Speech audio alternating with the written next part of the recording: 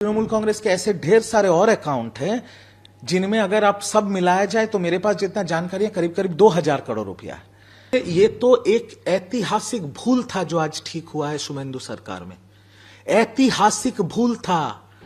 आज Calcutta municipal corporation ने Suhrawardi Avenue का नाम बदल के गोपाल मुखर्जी एवेन्यू किया है और मैं इस सिद्धांत का 100 में से 100% सपोर्ट करता हूं। जो बागी विधायक हैं उन बागी विधायकों में से 10 विधायक ने विधाननगर पुलिस स्टेशन में एक एफआईआर किया था कि ये जो टीएमसी का पैसा पड़ा हुआ है एचडीएफसी बैंक के सेंट्रल प्लाजा ब्रांच के अकाउंट में, ये पैसों में कुछ गड़बड़ी हो सकता है।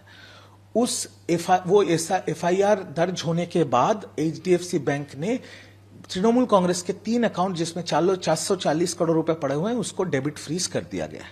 ये तो सारा चीज कानूनी तौर पे हो रहा है। अब मेरा सवाल यह नहीं है कि 440 करोड़ फ्रीज होने से तृणमूल कांग्रेस का क्या होगा, क्योंकि तृणमूल कांग्रेस के ऐसे ढेर सारे और अकाउंट हैं जिनमें अगर आप सब मिलाया जाए तो मेरे पास जितना जानकारी है करीब करीब 2000 करोड़ रुपया है। तो वो तो कानूनी कार्रवाई होगा, कानून अपने तरह से चलेगा, कोर्ट में पूरा मामला जाएगा, किसका पैसा है, कौन तृणमूल के पास वो पैसा जाएगा, वो सब कोर्ट में होगा। मेरा सवाल यहां पर खड़ा हो रहा है कि अगर तृणमूल कांग्रेस के अकाउंट में 440 करोड़ रुपए पड़े हुए हैं तो जब तृणमूल कांग्रेस के नेता कर्मी अरेस्ट हो रहे, जो तृणमूल कांग्रेस के लिए जिन्होंने अपना खून पसीना बहाया था, तो तृणमूल कांग्रेस ममता बनर्जी और अभिषेक बनर्जी उनके बेल के लिए, उनके लीगल हेल्प के लिए ये पैसा का इस्तेमाल क्यों नहीं किया? अभिषेक बनर्जी के पास पैसा है पार्टी के अकाउंट से 10-10 लाख रुपए लेके 4-8 फ्लाइट में दिल्ली जाने का, दिल्ली आने का, ताकि उनका अंडा थेरेपी ना हो, ताकि उनको चोट चोट स्लोगन नहीं मिले, ये सब करने का। और दुनिया भर की अय्याशियों का पैसा है तृणमूल के अकाउंट में। पर तृणमूल के कर्मियों ने, जिन्होंने खून पसीना बहा के इस पार्टी को बनाया, जब वो अरेस्ट हो रहे हैं उनको कोई उनके लीगल सहयोग के लिए तृणमूल कांग्रेस पैसा नहीं देगी, उनके बेल कराने के लिए तृणमूल कांग्रेस पैसा नहीं देगी। और अभी बच्चों को इस्तेमाल किया जाएगा, छात्रों और यूथ के बच्चों को इस्तेमाल किया जाएगा अपना ढाल बना के, ताकि कोई अंडा ना फेंके।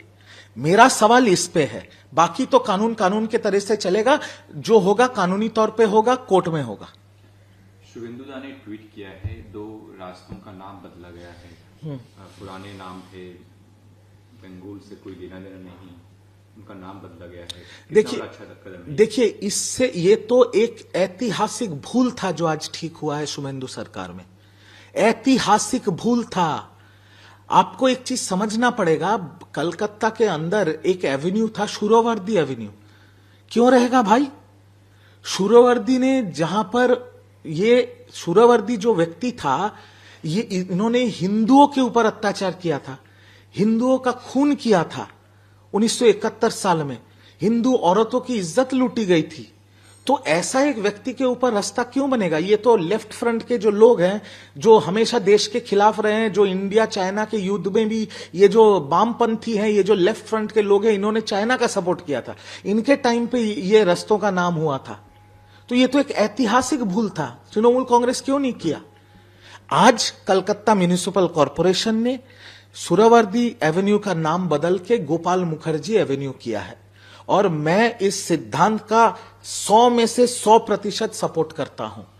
गोपाल मुखर्जी बंगाल में कलकत्ता का एक ऐसा व्यक्ति था, जब पाकिस्तानी लोग, जब ये राजाकार पूरे कलकत्ता में डायरेक्ट एक्शन डे पे हिंदुओं को काटा जा रहा था, हिंदुओं को मारा जा रहा था, हिंदुओं को रास्ते के बीच टांगा जा रहा था, हिंदू औरतों की इज्जत लूटी जा रही थी, तब ये व्यक्ति गोपाल मुखर्जी ने खुद शस्त्र उठाया था और हिंदुओं की रक्षा की थी। आज सुहरावर्दी जैसे एक राजाकार का नाम मिटा के गोपाल मुखर्जी का नाम रखा गया है, इसके लिए मैं 100 में से 100% इसका समर्थन करता हूं। एक ऐतिहासिक भूल आज ठीक की गई है।